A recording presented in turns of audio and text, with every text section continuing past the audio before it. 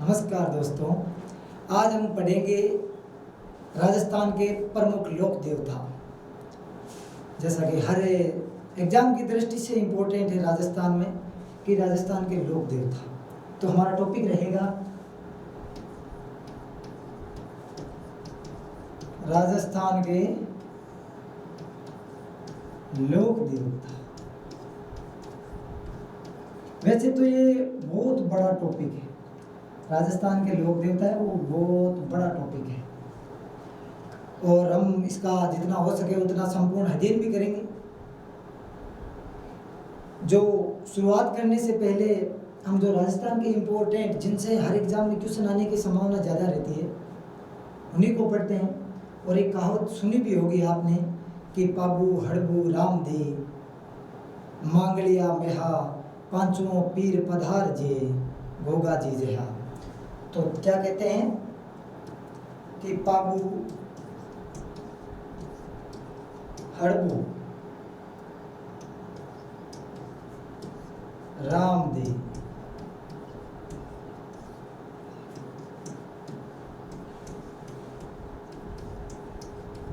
मांगलिया मेहा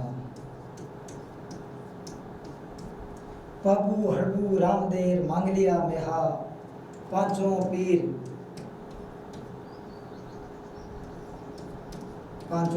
पधार जे।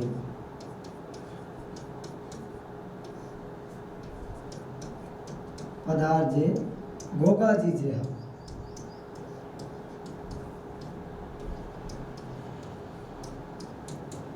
कि पाबू हड़बू रामदेर मांगलिया मेहा पांचों पीर पधार जे गोगो जी जया। तो राजस्थान में इम्पोर्टेंट जो लोक देवता है उनमें पीर यानी 5 पीर माने गए। 5 पीर का ये थोड़ी इम्पोर्टेंट है। 5 पीर यानी पांचों पीर पधार जे। पांचों पीर, पीर किसे कहते हैं या पीर क्या होता है ये तो हिंदुओं में यानी पीर हिंदुओं में जिन्हें देवता कहा जाता है, हिंदुओं में जिन्हें देवता कहा जाता है, मुसलमानों में उन्हीं को क्या कहा जाता है, पीर कहा जाता है। हिंदुओं में जिन्हें देवता कहा जाता है मुसलमानों में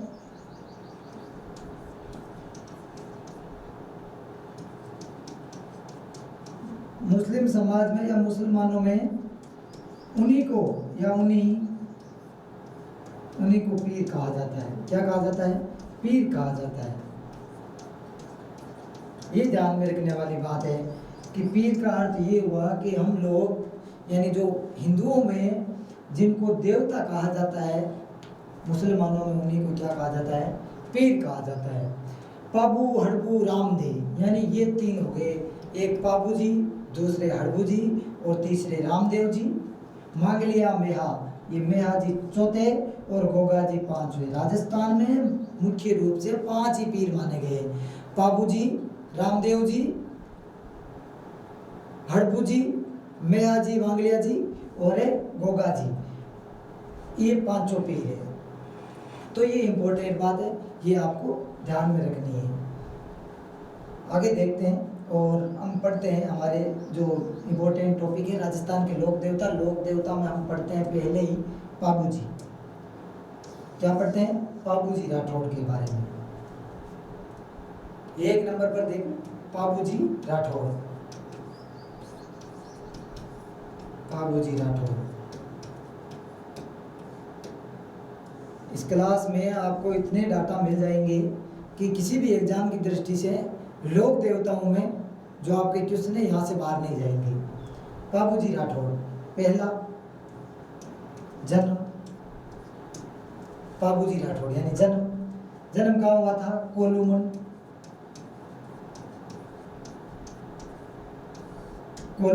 जोधपुर में। कहाँ हुआ था? कोलूमन जोधपुर में। फिर इनके पिता जिनका नाम था धांधल जी, क्या नाम था? धांधल जी।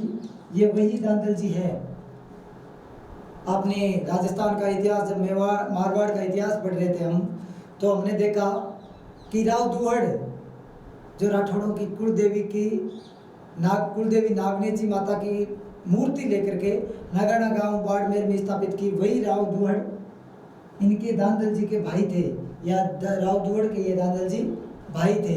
यानी अगर हम ऐसा कहें कि बाबूजी राठौड़ रॉयल फैमिली से बिलोंग करते थे तो इसमें कोई दो राय नहीं है, वो एक रॉयल फैमिली से थे। आगे इनकी माता कमला दे,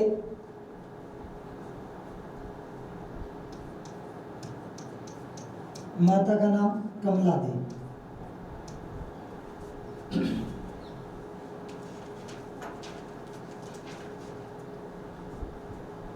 माता का नाम कमला दे। आगे पत्नी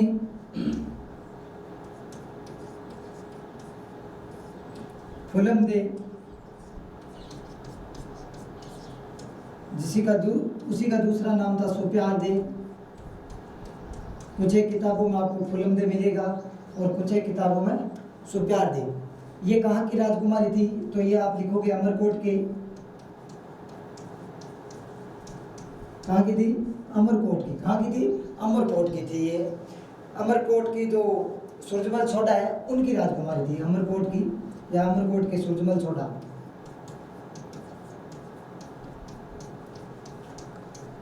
सूरजमल सोडा की राजकुमारी थी। ये ध्यान में रखना है। ये कहाँ की थी? कौन? फुलम दे या फिर सुप्यार दे?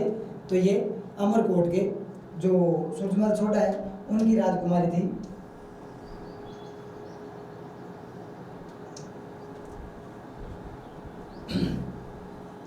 आगे लिखो, इनके सहयोगी दो भील भाई थे, सहयोगी दो भील भाई थे जिनका नाम था चांदा और डामा।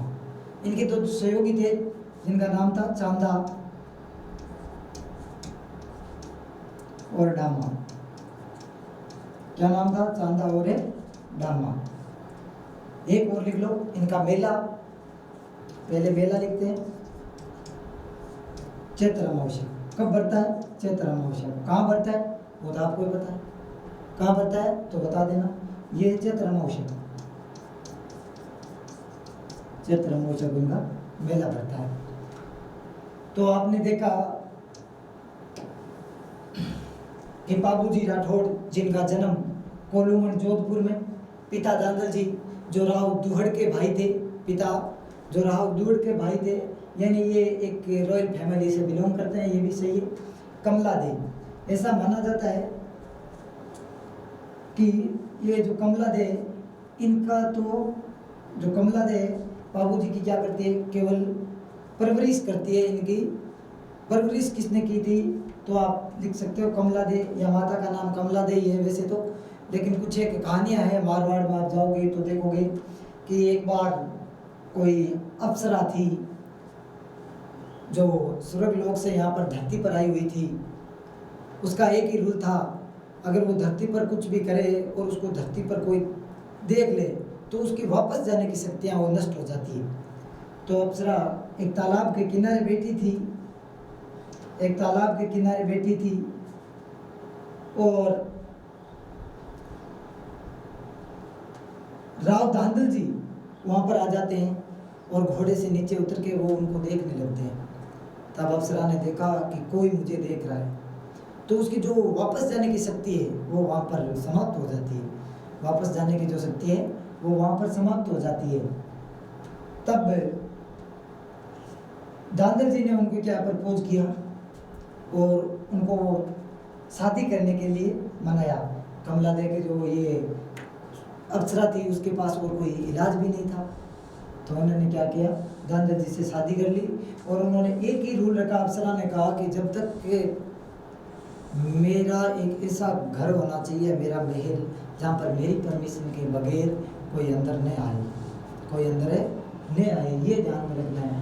तो बाबूजी राठौड़ का जन्म होता है और जन्म होने के बाद उस अप्सरा में ऐसी शक्तियाँ थी जो रूप परिवर्तन करती थी। मुख्य रूप से वही शक्तियाँ थी, यानी रूप परिवर्तन करने की शक्तियाँ थी। तो वो महल में थी अप्सरा, और बाबूजी राठौड़ को क्या दूध पिला रही थी, और वो भी शेरनी का रूप धारण किए हुए, शेरनी का रूप धारण किए हुए। तो कुछ एक क्या होता है हमारे यहाँ पर ऐसी थोड़ी कि जैसे दोस्तों के साथ बैठ जाते हैं, तो दादाजी को उन्होंने दोस्तों ने कहा, यार कैसा मिनक है तू, कैसा व्यक्ति है, महिला कहे तब महल के अंदर जाए, पत्नी कहे तब बाहर जाए, ये कैसी जिंदगी। तो थोड़ी ले रखी थी, तो वो क्या है सीधे बिना परमिशन के अंदर चले गए, और उन्होंने देखा कि बाबूजी को एक शेरनी दूध पिला रही थी। तब अप्सरा ने कहा, अरे मैंने इसीलिए तेरे को मना किया था, इसीलिए कि मत आना, मैं जब अकेली होती हूँ तो मेरे में रूप परिवर्तन करने की शक्तियाँ हैं, इसीलिए अब मैं यहाँ पर एक दिन भी नहीं रुकूंगी, एक दिन नहीं, एक मिनट भी नहीं रुकूंगी। तब दादा जी ने थोड़े रिक्वेस्ट वगैरह वगैरह की, लेकिन वो नहीं माने, और रिक्वेस्ट करने के बावजूद भी वो छोड़ करके और चली गई। ऐसा माना जाता है कि वो फिर चली जाती। फिर जो पालन पोषण है, इनकी परवरिश कमला देवी की थी। तो आगे देखते हैं। फुलमदे, पत्नी कौन थी? पत्नी थी फुलमदे, जिसका दूसरा नाम था सुप्यारदे। कहते हैं कि पत्नी, आपने सुना भी होगा, जो ये अमरकोट के राजा थे, इनकी जो सुरजुंगल सोडा की राजकुमारी थी, इनके सहयोगी चांदा और डामा, और मेला भरता है चैत्र अमावस्या को। तो आपने देखा, जब सुना भी है कि बाबूजी ने 3 फेरों के बाद बीच में फेरे छोड़ करके जो उनकी घोड़ी थी, हाँ, तो जो इनकी घोड़ी थी, घोड़ी का नाम था केसरकाल। घोड़ी का क्या नाम था? घोड़ी केसरकाल में, घोड़ी थी केसरकाल में। ये इनकी खुद की नहीं थी, ये केसरकाल में घोड़ी किन की थी? एक चारण महिला की थी, देवल नामक चारणी थी, उस महिला की, देवल चारणी की, देवल चारण महिला थी, उनकी थी, एक महिला थी, इन खुद की नहीं थी। अब राजा है, इनके पास बहुत सारी घोड़ियां थी, लेकिन इन्होंने क्या किया कि बाबूजी राठौड़ एक तो हट्टे कट्टे व्यक्ति थे, हट्टे कट्टे व्यक्ति थे। तो उन्होंने क्या किया, देखा जो इनके सहयोगी थे चांदा और डामा, कौन थे? चांदा और डामा। इन्होंने कहा, बाबूजी आप भेंद बने हुए इतने अच्छे लग रहे हैं, इतने फूटरा लग रहा हो, जिनकी कोई कल्पना नहीं कर सकते। क्यों? एक तो वो राज परिवार से बिलोंग करते थे, दूसरा कि शरीर में वो अच्छे हट्टी कट्टी बॉडी वाले थे। तो इन्होंने कहा बाकी सब तो ठीक है, लेकिन क्या शादी में हमें हमारी घोड़ियाँ लेके जानी पड़ेगी? नहीं, इसमें थोड़ा सा ये गड़बड़ है। तो बाबूजी ने कहा, तो क्या करें यार? तो उन्होंने कहा कि हमारे गांव में देवल नामक जो चारण महिला है, उसके पास एक घोड़ी है जिसका नाम है केसर कालमी। उसके पास एक घोड़ी है जिसका नाम है केसर कालमी। केसर कालमी नामक एक घोड़ी है, वो घोड़ी अगर आपको मिल जाए तो सोने पर ही सुहागा है। तो क्या करते हैं, बाबूजी कहते हैं जाओ आप दोनों कितनों सहयोगी चांदा और डामा को, और जाके उस महिला को या फिर आप देवल चारणी से रिक्वेस्ट करके वो घोड़ी लेके आओ, क्या पता दे दे। तो ये दोनों जाते हैं, रिक्वेस्ट करते हैं। देवल चारणी ने मना कर दिया कि नहीं, मैं क्या है, उस समय थोड़ी गायों की चोरी ज़्यादा होती थी, तो उन गायों की चोरी के कारण उन्होंने मना कर दिया। तब ये चांदा और डामा वापस आए और बाबूजी को बोला कि जाओ आप जाओ, क्या पता आपको दे दे। तो बाबूजी उनकी रिक्वेस्ट पर जाते हैं चारण महिला के पास, देवल नामक चारणी थी उनके पास, और जाकर के रिक्वेस्ट करते हैं कि मुझे आपकी घोड़ी चाहिए। तब देवल ने कहा मैं मना नहीं कर सकती, आपको घोड़ी के लिए कौन मना कर सकता है, आप राज परिवार से बिलोंग करते हो, लेकिन जो मेरी घोड़ी है वो मैं केवल ना केवल गायों की रक्षा के लिए उनका यूज लेती हूँ। यानी घोड़ी का काम है कि अगर कोई गायों को चुरा भी ले तो वो उस घोड़ी से तुरंत गांव में जाकर आवाज़ दे, या फिर गांव वालों के सहयोग से उन गायों को बचाई। तब यहाँ पर देवल को वचन देते हैं, देवल को वचन देते हैं बाबूजी कि अगर मैं किसी भी हालत में होगा होऊंगा तो भी मैं आपकी गायों की रक्षा करूंगा। क्या करूंगा? रक्षा करूंगा। तब केसर कालमी को लेकर के बाबूजी कहाँ चले जाते हैं? अमरकोट। कहाँ चले जाते हैं? अमरकोट चले जाते हैं। और अमरकोट चले जाते हैं। उसके बाद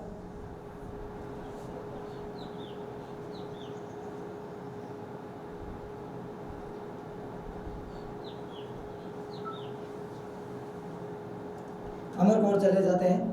तो अब क्या है कि इस केसर कालमी की वहीं पर भी तारीफ हो रही थी। उन्होंने भी सुन रखा था कि इनके पास ऐसी घोड़ी है, ऐसी घोड़ी है। तो वहाँ पर गए। अभी यहाँ से जोधपुर से चलते हैं और अमरकोट पाकिस्तान तक जाते हैं।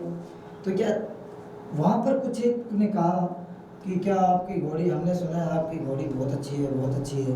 क्या आपकी घोड़ियों के और हमारी घोड़ी की कंपटीशन हो जाएगी? घोड़ों का कंपटीशन हो जाए।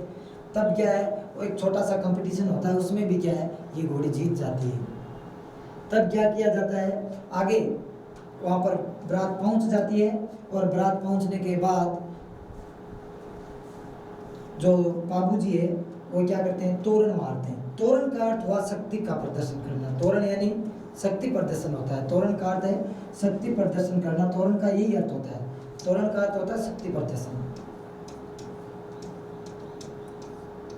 तोरण का अर्थ होता है शक्ति का प्रदर्शन करना, है ना। शक्ति प्रदर्शन होता है।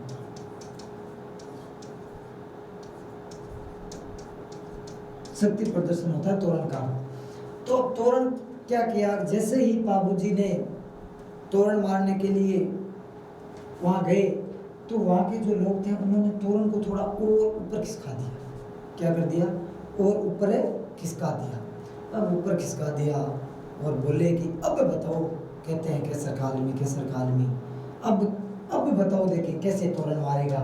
अब तोरण शक्ति का प्रतीक, और तोरण शक्ति का प्रतीक है। और अब बाबूजी की आन बान शान पर बात आई।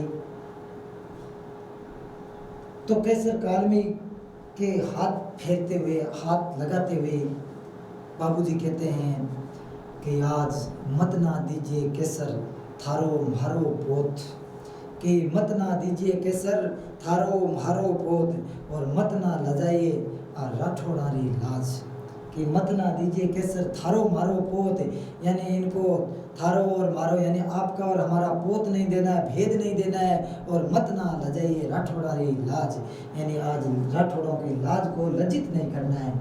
और फिर पास में ही एक जो ढोली होता है वो ढोल बजाता है। तब कहते हैं, अरे ढोलीरा छोरा तू मदरो ढोल बजा, अरे ढोलीरा छोरा तू मदरो ढोल बजा, जय मारी केसर ढोल धुन रे साथ नाचे तो।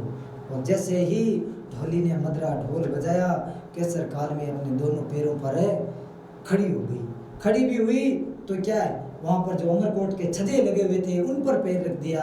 अब बाबूजी आराम से तोरण बांध सकते हैं। तो इस प्रकार से ये केसर कालमी थी। तो क्या है, अब तोरण के बाद जैसे ही बाबूजी फेरों के अंदर बैठे, जैसे ही बाबूजी फेरों के अंदर बैठे तो बाबूजी ने केवल कितने फेरे लिए थे? 3 फेरे। कितने फेरे लिए थे? 3 फेरे लिए थे। और कुल फेरे कितने होते हैं? 7 होते हैं। 3 फेरे लेते ही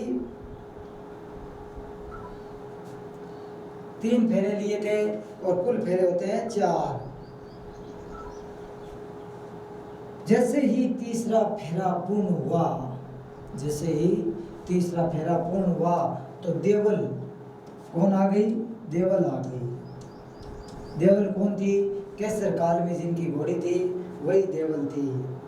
देवल हेलो देवता, यहाँ पर कहा जाता है कि देवल हेलो देवता दिन्नी चौरी छोड़, यानी कि देवल हेलो देवता दिनी चौरी छोड़,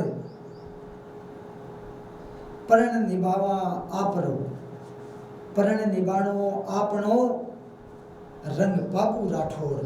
क्या कहते हैं, जैसे देवल ने हेला दिया, यानी कहा भी जाता है, कहावत भी है कि देवल हेलो देवता दिनी चौरी छोड़, देवल हेलो देवता दिनी चौरी छोड़। जैसे ही देवल ने आवाज लगाई, बाबूजी ने चौरी छोड़ दी। चौरी छोड़ दी यानी तीसरे फेरे में ही चौरी छोड़ दी। और जो सुप्यार दे थी, फुलम दे थी, उसको कहा सॉरी, मुझे पहले अपने वचन में मैं बंध हूँ, उन वचनों के लिए यानी प्रण निभाने जाऊनो, यानी प्रण जो वचन लिए उनको निभाने के लिए मुझे जाना है। प्रण निभाने जाऊनो रंग पाबू राठौर, यानी पाबू राठौर ने जो वचन लिए थे, वचन केसर कालवे को दिए थे कि मैं किसी भी परिस्थिति में होगी, मैं आपके जो घायल हैं उनकी रक्षा करूंगी। तो क्या करते हैं, यहाँ से वो क्या करके फेरे छोड़ करके और चले जाते हैं। और कहाँ चले जाते हैं अभी बताते हैं, कहाँ चले जाते हैं। वो जाते हैं देचू में। कहाँ जाते हैं? देचू। देचू कहाँ पर पड़ता है? जोधपुर में। कहाँ पर पड़ता है? जोधपुर में। देचू जोधपुर में। और यहाँ देचू में कौन था? जिंदराव खिंची। कौन था? जिंदराव खिंची। जिंदराव खिंची जो चौहानों की एक शाखा थी। खिंची चौहानों की थी। किनकी थी? चौहानों की। चौहानों की एक शाखा थी या चौहान थे ये जिंदराव खिंची। और वैसे एक रोचक तथ्य देखो, जिंदराव खिंची बाबूजी की बहन की जो शादी है वो जिंदराव खिंची के साथ हो रखी थी, है ना। जिंदराव खिंची के साथ बाबूजी की बहन की शादी हो रखी थी। और ये जिंदराव खिंची के और बाबूजी के परिवार में थोड़ी अनबन हो गई, जिसके कारण ये जिंदराव खिंची इसी बात का मौका ढूंढ रहा था कि जैसे ही बाबूजी राठौर की शादी हो और वो शादी में जाए, बारात लेकर के चले जाए, पीछे से में गाएं लुंटू, ताकि उनकी क्या हो जाए? बेइज्जती हो जाए, थोड़ी उनकी पी डाउन हो जाए, थोड़ा उनका जो मनोबल है वो नीचे गिरे। तब देचू में इनके मध्य क्या होता है? जिंदराव खिंची वर्सेज बाबूजी के मध्य युद्ध होता है। बाबूजी अपने बड़े भाई बूढ़ो जी के साथ, बड़े भाई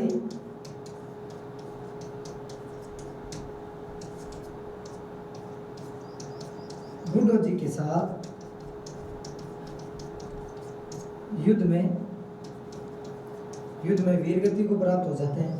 युद्ध में वीरगति को प्राप्त हो जाते हैं। तो आगे और देखते हैं। ये युद्ध में वीरगति को प्राप्त हो जाते हैं। और अब थोड़ा सा आगे और देख लो। बाबूजी यानी कि राजस्थान में ऊंट लाने का सेरी, किसका? ऊंट लाने का सेरी किसको जाता है? बाबूजी को। सर्वप्रथम ऊंट कौन लेके आए? बाबूजी। ये ध्यान में रखना, सर्वप्रथम ऊंट कौन लेके आए? बाबूजी। ऊंट रक्षक देवता, अगर आ जाएगी ऊंट रक्षक देवता बाबूजी। ऊंट रक्षक देवता भी कौन? बाबूजी। ऊंट पालने वाली जाति कौन सी होती है? ऊंट पालने वाली जाति होती है रायका या रेबारी। रायका या रेबारी या फिर देवासी, एक ही बात है,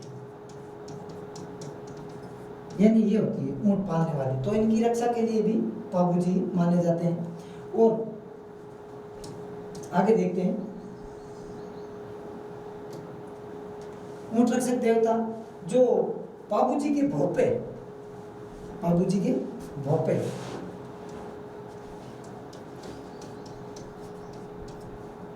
या पुजारी एक ही बात है। पुजारी कह दो, भोपे कह दो, एक ही बात है। तो ये भील जाति के लोग होते हैं। कौन होते हैं? भील जाति के लोग। भील जाति के लोग होते हैं। कौन सी जाति के? भील जाति के। जो क्या करते हैं? बाबूजी की फड़ का वाचन करते हैं। क्या करते हैं? बाबूजी की फड़ का वाचन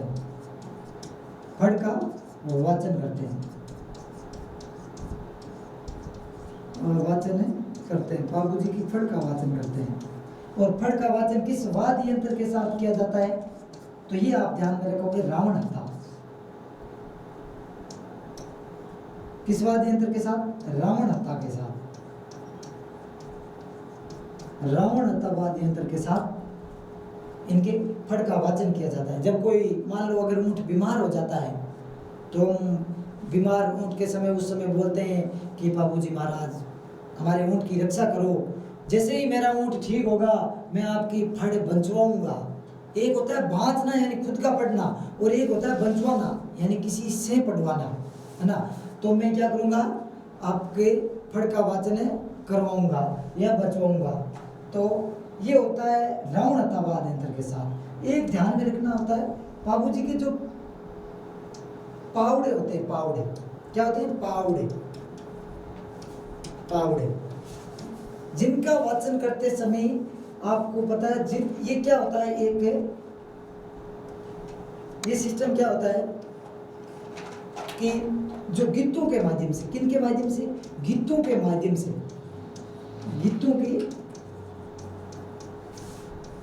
गीतों के माध्यम से गाथा गाई जाती है। क्या गाई जाती है, बाबूजी की गाथा गाई जाती है। ये होते हैं पावड़े, बाबूजी की गाथा गाई जाती है गीतों के माध्यम से, और इन्हें हम पावड़े कहते हैं। पावड़ों का वाचन या गीतों के माध्यम से जो वाचन किया जाता है, पावड़े गाए जाते हैं।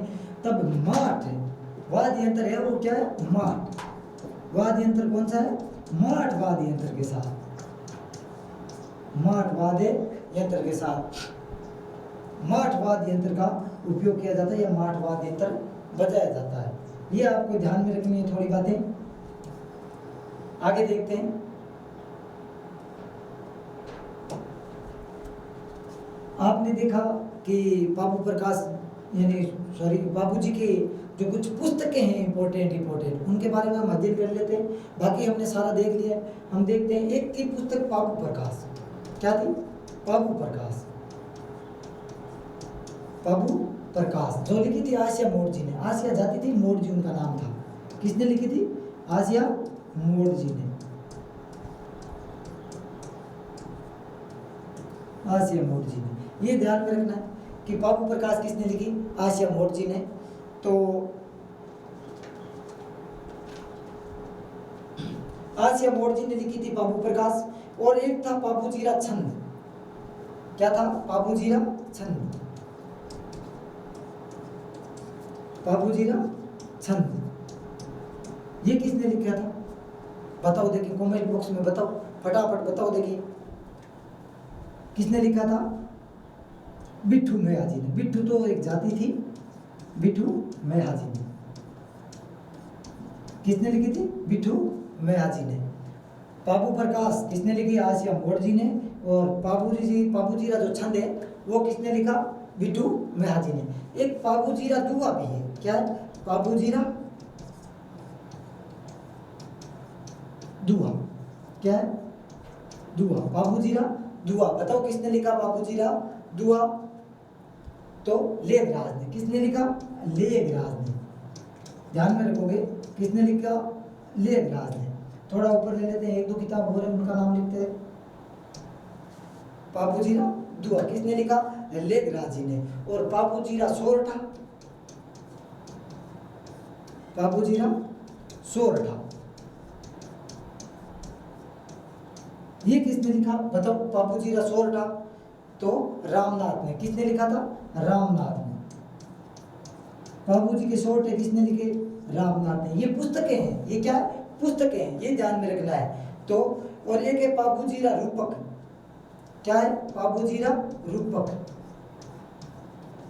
बाबूजीरा रूपक। ये पुस्तक किसने लिखी, ये कमेंट बॉक्स में बताना है। कहाँ बताना है, कमेंट बॉक्स। ये कमेंट बॉक्स में बताओगे कि कहाँ पर किसने लिखी, बाबूजीरा रूपक नामक पुस्तक किसने लिखी। तो मेरे हिसाब से एक तो बाबू प्रकाश और बाबूजीरा छंद यानी आसिया मोड़ जी, बिट्ठू मैयाजी, और बाबूजीरा दुहा लेखराज, बाबूजीरा सोरठा रामनाथ, और ये बाबूजीरा रूपक है वो आप कमेंट बॉक्स में बताओगे। थोड़ा ऊपर से देख लेते हैं हमने क्या क्या पढ़ा। बाबूजी के बारे में संपूर्ण जानकारी दी है, तो देखते हैं।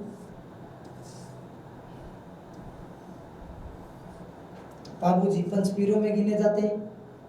बाबूजी हिंदू मुस्लिम दोनों देवताओं के माने जाते हैं। और थोड़ा ध्यान और भी रखना है, बाबूजी शरणागत देवता के रूप में माने जाते हैं। क्यों माने जाते हैं कि जो 7 थोरी भाई थे गुजरात के शासक ने उनके साथ अत्याचार किया, तो वो वहाँ से भाग करके बाबूजी के शरण आए थे और बाबूजी ने उनको शरण दी भी थी। तो बाबूजी राठौड़ जिनका जन्म कहाँ हुआ, कोल्लूमठ जोधपुर में, पिता दानदल जी जो राव दुहड़ के भाई थे, माता कमला दे, पत्नी फुलम दे या फिर सुप्यार दे, अमरकोट की सूरजमल छोटा उनकी राजकुमारी सहयोगी, 2 भील भाई थे चांदा और डामा। और उनका मेला बढ़ता है चैत्र अमावस्या का। और घोड़ी का नाम था केसर कालमी, जो उन खुद की नहीं थी बल्कि किसकी थी, देवल चारनी की। और तोरण का अर्थ होता शक्ति का प्रदर्शन, ये तो सबको ही पता है। बाबूजी ने कितने फेरे लिए थे, 3 फेरे। इनका फिर 3 फेरों से उठ करके कहाँ चले गए थे, ये देंचू गए थे, जहाँ पर जिंदराव खिंचे के साथ इन्होंने युद्ध किया और आखिर में गायें भी छुड़वा ली, लेकिन वो और उनके भाई बुड्ढा जी जो लड़ते हुए शहीद हो गए।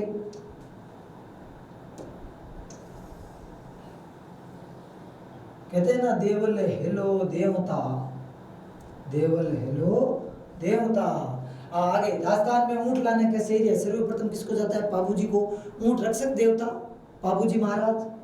आगे उनके भोपे और पुजारी, यानी भोपे हो या पुजारी, वो भील जाति के लोग होते हैं जो उनका क्या है, फड़ का वाचन करते हैं।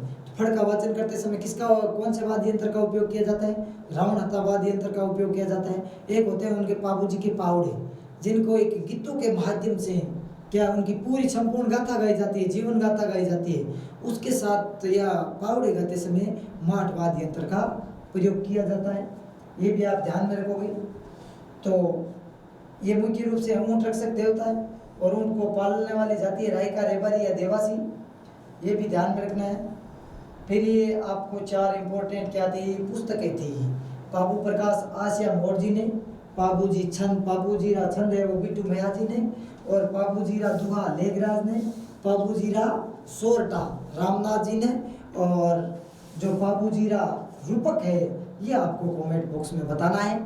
तो नेक्स्ट क्लास हम पढ़ेंगे रामदेव जी के बारे में। तब तक के लिए धन्यवाद। जय हिंद।